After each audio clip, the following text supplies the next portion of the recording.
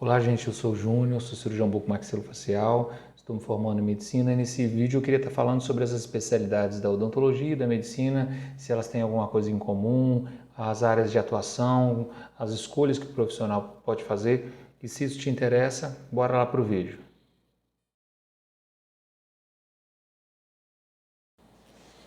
Bom, primeiramente eu queria estar falando sobre as especialidades, o número delas de cada área. No caso da odontologia são 23 especialidades, enquanto na medicina são 55, o que já difere bastante em uma pessoa que vai formar e vai ter a possibilidade de escolher entre 23 e 55, ou seja, a medicina, para quem forma na medicina, neste caso, ela vai apresentar 55 áreas de atuação, sendo que algumas delas até se conflitam e eu vou estar comentando sobre isso com uma área da área médica com a área odontológica.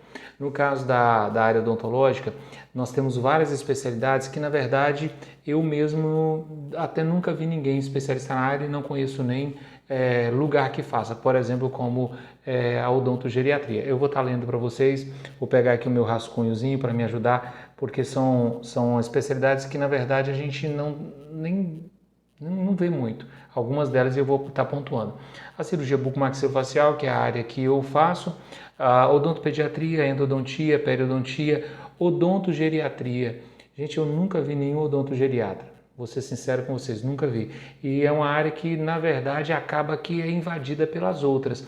Porque uma pessoa que é odontogeriatra, ele vai acabar perdendo pacientes para um periodontista, perdendo assim, né, no sentido assim de fragmentar a clientela. O implantodontista. Então, assim, é uma área que eu mesmo nunca vi nenhum odontogeriatra, porque afunila muito. A prótese dentária, implantodontia, ortodontia, dentística, harmonização facial, que foi uma das últimas especialidades autorizadas aí pelo governo, estomatologia, odontologia legal, aí eu queria estar pontuando essa aqui. A odontologia legal é uma área bem interessante. Acho bem válida as pessoas explorarem, porque é uma área que poucas pessoas fazem a especialização e que se paga até muito bem nos cursos, mas você tem que se dedicar a passar em concurso. Mas uma vez que você passa, os salários são bons, tá? É uma das poucas áreas que você vai ter, pena que é pouco concurso, mas uma vez que você consegue entrar, você tem uma oferta de salário bem legal. Então, assim, e tem pouca gente formando na área. Patologia, a patologia oral e maxilofacial, o que fica também fragmentado entre a estomatologia e a bucomaxilofacial. Mas enfim, é considerado também, mas o patologista acaba que fica meio que fragmentado dentro dessas áreas aí, tá? A odontologia de saúde coletiva, o que tem sido falado bastante, mas infelizmente o governo não investe muito nessa parte, então tem pouca oferta de trabalho. Acupuntura, que também é uma outra especialidade que a gente acaba se chocando com a medicina, porque o médico faz, então assim, acaba que a pessoa fala assim, eu não vou num dentista que só vai fazer minha face, eu preciso fazer acupuntura no corpo inteiro, já visto que o médico vai fazer a face também. Então, acaba que se torna uma especialidade, de certa forma, um pouco perdida entre a medicina e a odontologia. A homeopatia, também nunca vi nenhum dentista especialista em homeopatia, até porque a pessoa, na hora que precisa, ela vai também no médico homeopata para tratar. A odontologia do esporte, também uma área muito restrita.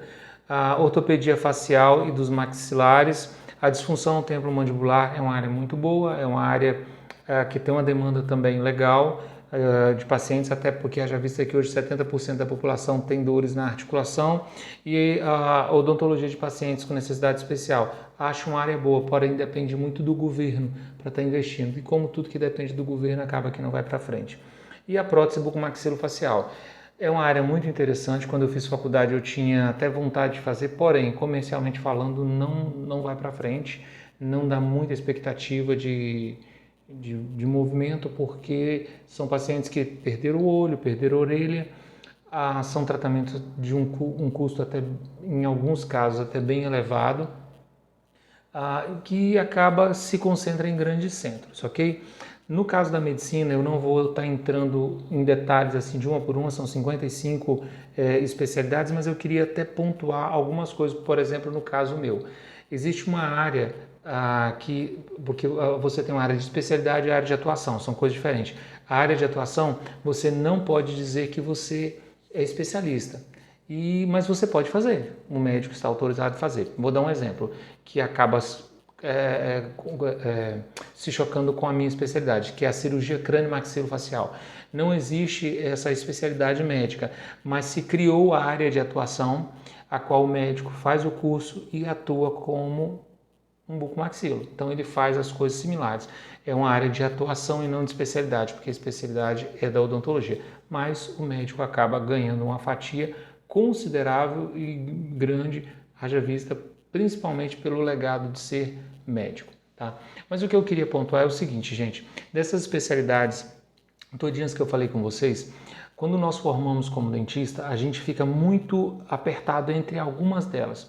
A Plantodontia, a ortodontia, tá? São as áreas que, hoje agora a harmonização facial, são as áreas que dão um fluxo maior de paciente. Porém, abriu-se tantos cursos de especialização na odontologia, que hoje todo mundo é implantodontista, todo mundo está fazendo harmonização facial, então são as áreas que antigamente você ainda conseguia pegar uma fatia boa, ter uma boa produtividade e tal. Hoje não dá mais.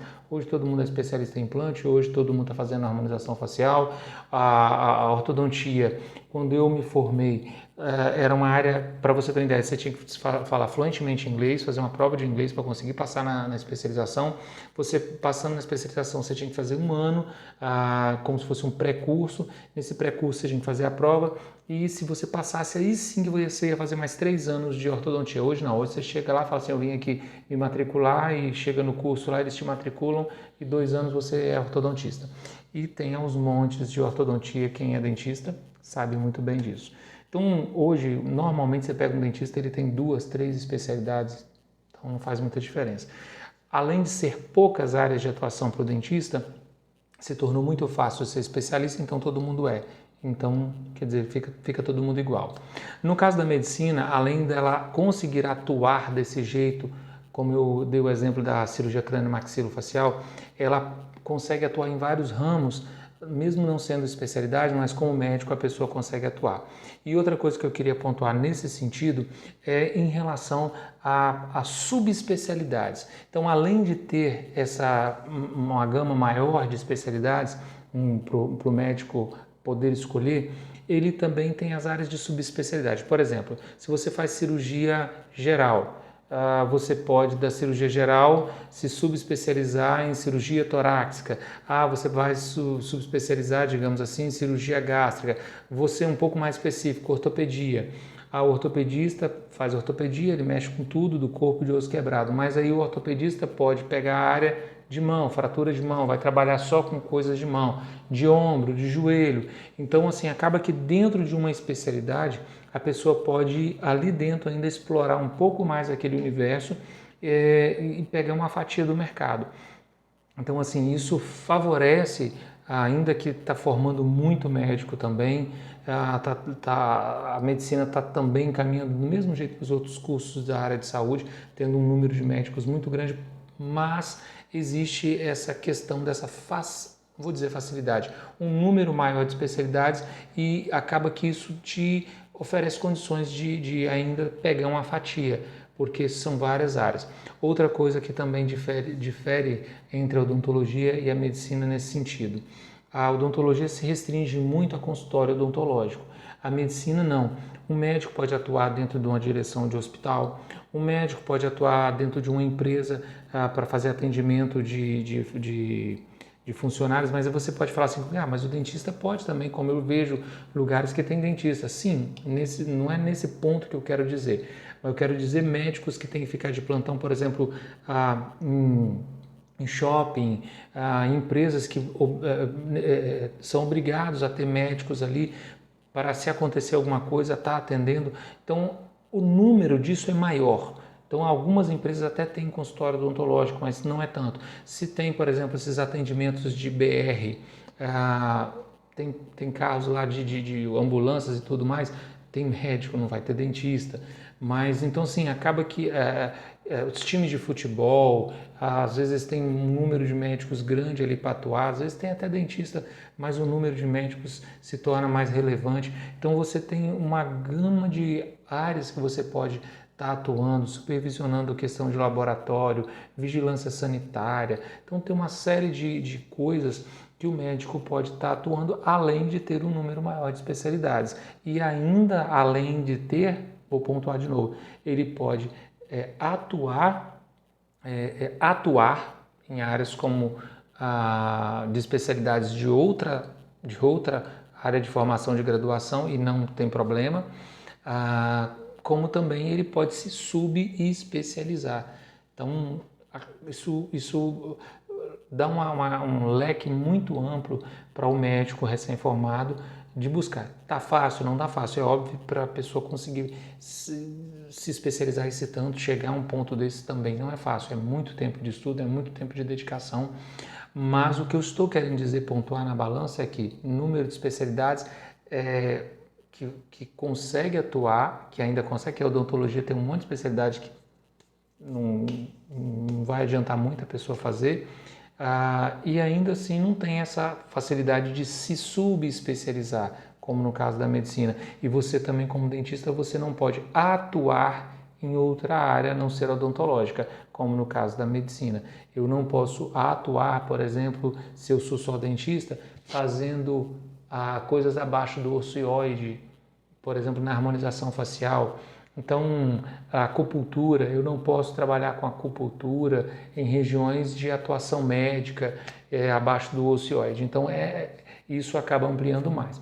Bom, gente, eu espero que ajude a vocês a entender um pouquinho desse universo, para quem está tentando fazer essa escolha, vai fazer vestibular agora.